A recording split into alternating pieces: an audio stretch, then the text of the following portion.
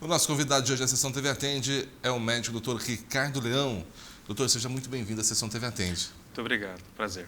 Dr. Ricardo é médico radiologista, membro do Colégio Brasileiro de Radiologia, graduado pela Universidade de São Paulo e responsável técnico pelo SRA aqui em Andradas. Esse TV Atende é uma parceria aí com a Unimed. Nós estamos aí falando sobre esse mês de outubro, que é o Outubro Rosa, sobre a prevenção do câncer de mama. E nada melhor que falar sobre mamografia, como que funciona todo esse trabalho, com quem faz esse trabalho, com quem tem todo o equipamento e tem toda uma estrutura, que é o nosso responsável aqui pelo SRA. Doutor, como que funciona a mamografia? Então, a mamografia ela é como se fosse um raio-x, mas dedicado para avaliação de mama. Só para não entediar vocês demais, mas só para dar um contexto histórico da questão do raio-x. O raio-x ele surgiu uns 120 anos atrás, mais ou menos, e na época que ele surgiu, ele forneceu uma janela para as pessoas acessarem o corpo humano. E as pessoas começaram a pensar em que aplicações podiam dar para aquilo. Na época, a única forma que você tinha para operar pacientes com câncer de mama e mesmo para diagnosticar eram aqueles cânceres avançados, aqueles pacientes que tinham tumores grandes e com úlceras bem avançadas. E aí você pegava, operava aquele paciente, tirava toda a mama, isso no final do século XIX, início do século XX. Tirava toda a mama e aí alguém pensou, poxa, se eu colocar essa peça, esse tecido que eu tirei no raio-x, será que eu vejo alguma coisa? E aí foi o que fizeram, colocaram aquela peça no raio-x e aí viram que dava para ver o câncer lá. Dava para estadiar, dava para ver onde ele começava, onde ele terminava. E começaram a usar isso como uma espécie de exame pré-operatório. Só que tinha a limitação naquela época ainda, que era a radiação que era muito alta ainda no raio-x, e também o fato de que para você fazer a avaliação das mamas, você tinha toda a parede torácica na frente, o coração, as costelas, tudo isso atrapalhando a avaliação.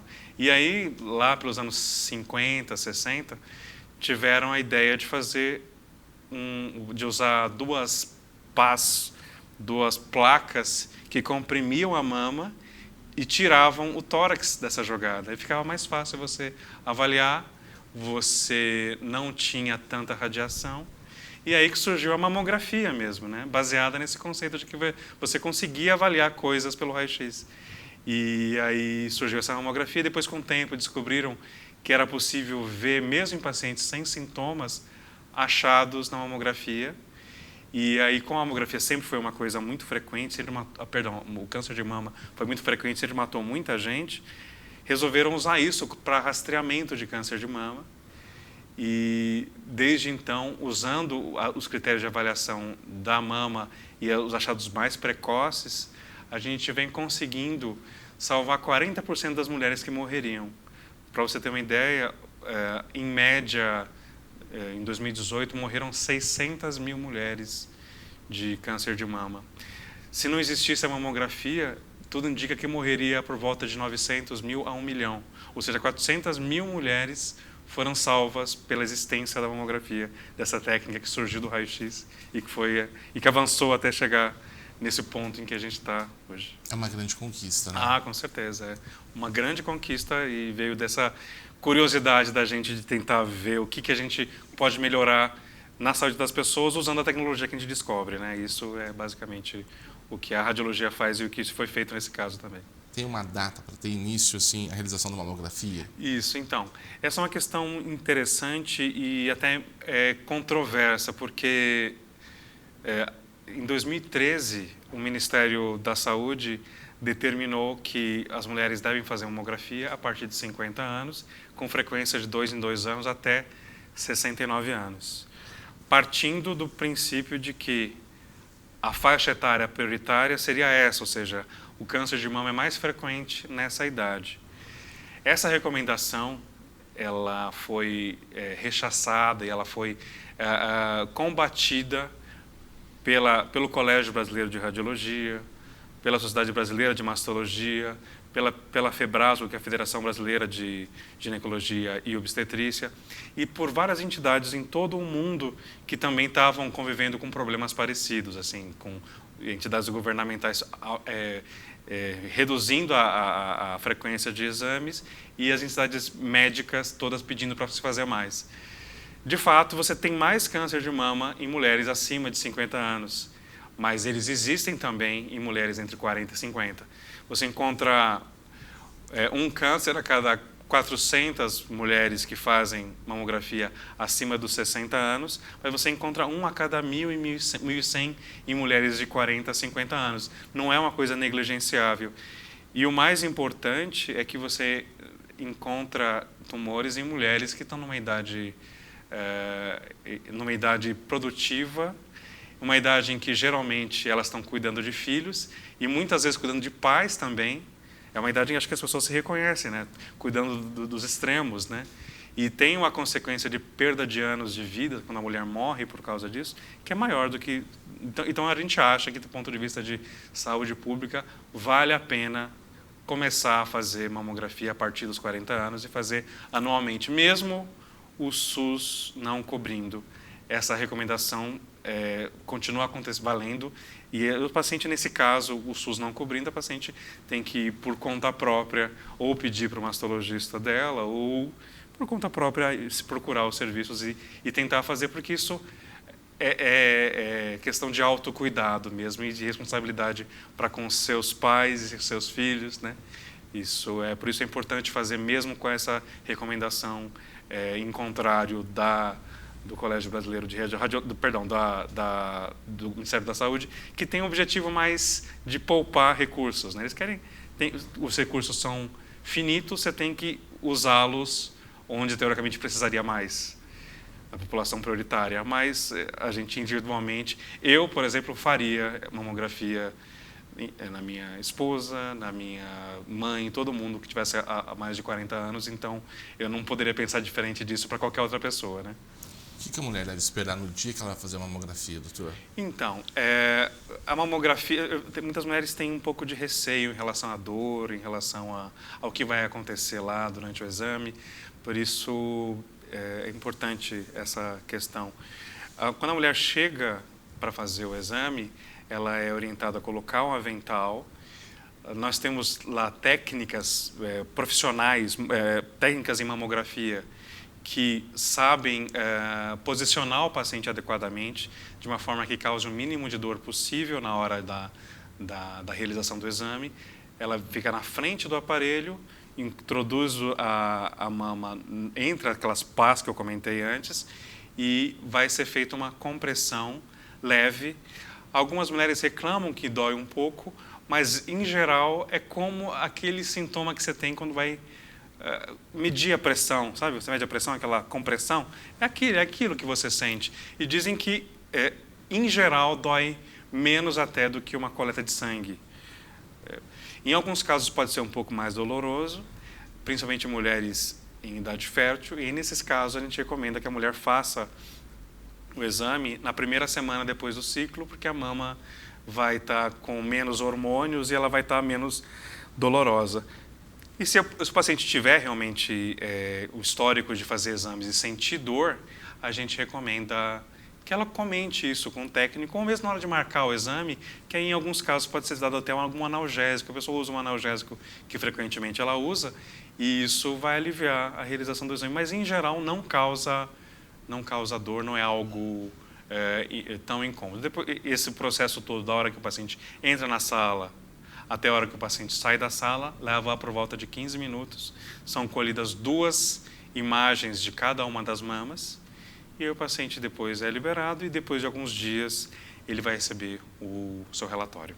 A radiação da mamografia, ela é perigosa para o paciente? Tem essa radiação? Então, como eu falei, no princípio existia bastante radiação. Era usada uma quantidade de radiação importante, porque você tinha que passar todos os tecidos da parede torácica para avaliar, e você também não tinha controle sobre a quantidade de radiação, exposição. Só que hoje em dia, a quantidade que se usa de radiação é tão pequena que só passaria a representar algum risco para a mulher se ela tivesse que realizar por volta de 400 mamografias na vida.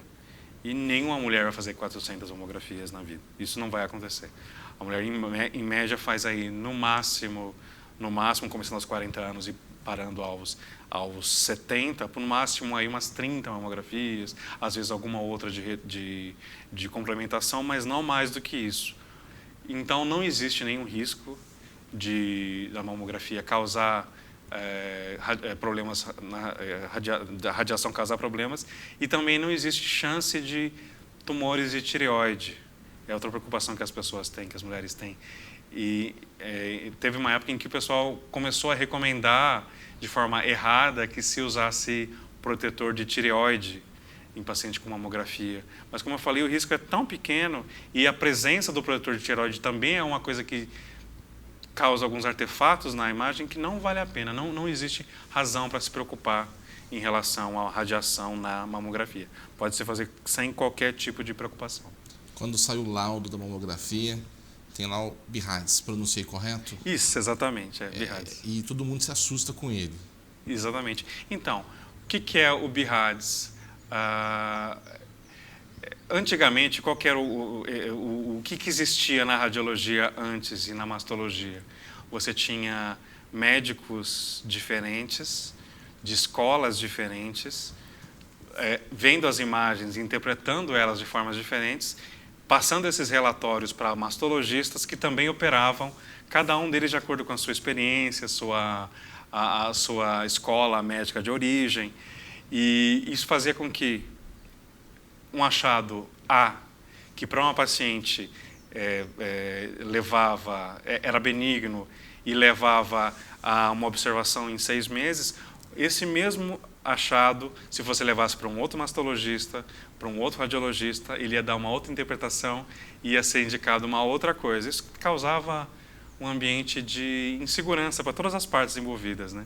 Principalmente para o paciente que não sabia, poxa, eu passei em fulano de tal, disse que é uma coisa, ciclano fala que é outra. O que é, afinal de contas? Vou atrás de uma terceira opinião?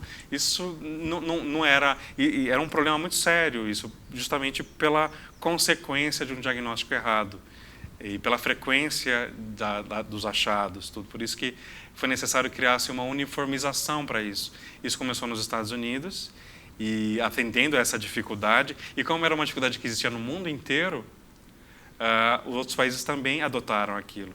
BIRADS é uma abreviação para um termo em inglês que significa algo como